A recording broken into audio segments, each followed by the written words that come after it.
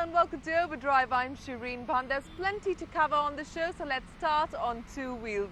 It's very hard to improve on something that's already achieved iconic status, but that's what Yamaha is attempting to do with the new R15 version 2.0. Bert takes it out on the track. Until 2008, the performance bike segment was identified by motorcycles that looked sporty and offered just palatable handling and performance. Then Yamaha unleashed the R15 and put back the pure performance machine. The R15 was a turning point for the performance segment. It showed that incredible track and road performance did not require a large engine, big fat tires and a superbly stiff chassis and suspension. With this 150cc engine, the R15 broke new ground.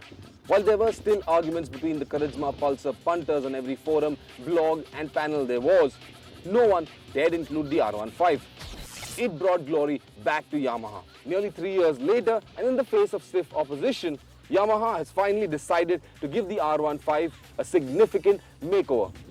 This then is the result of that. The R15 version 2.0.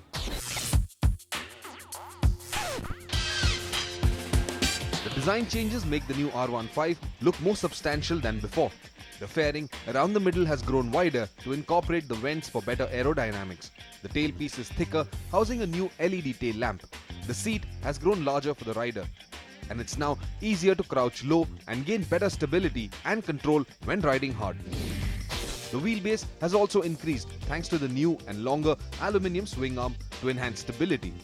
The height of the now split seat has increased and the rake is steeper to lend a slightly more forward canted stance, and the exhaust pipe and silencer is a new design. The most significant change, however, is with the radial tires.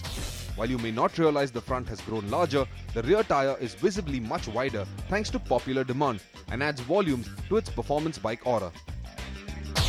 There are three areas in the new R15 that have been significantly changed. Those are the design, the engine performance and the handling. Now all three of these come together to make the new R15 version 2.0 a comprehensively better motorcycle than its predecessor.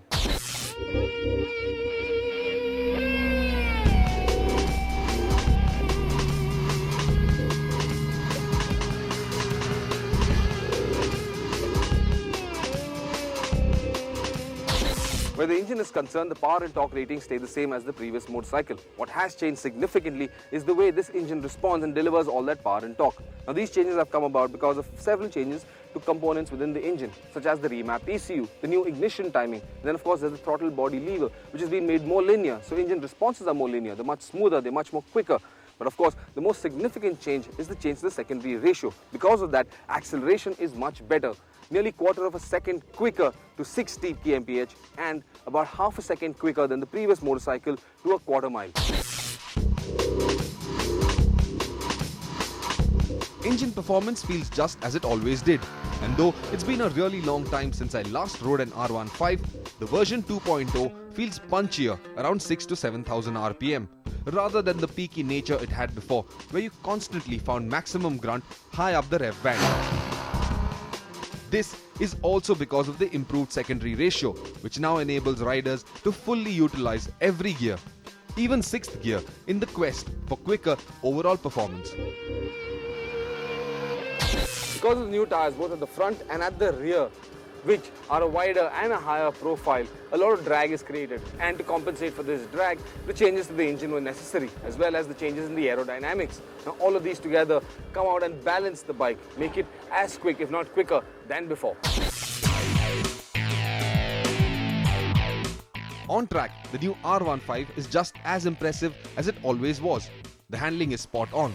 Turn-in is just as impressive, and you can easily put this bike down into corners with confidence. The suspension feels a bit soft, but that's also because this bike will largely be used on the road rather than the track.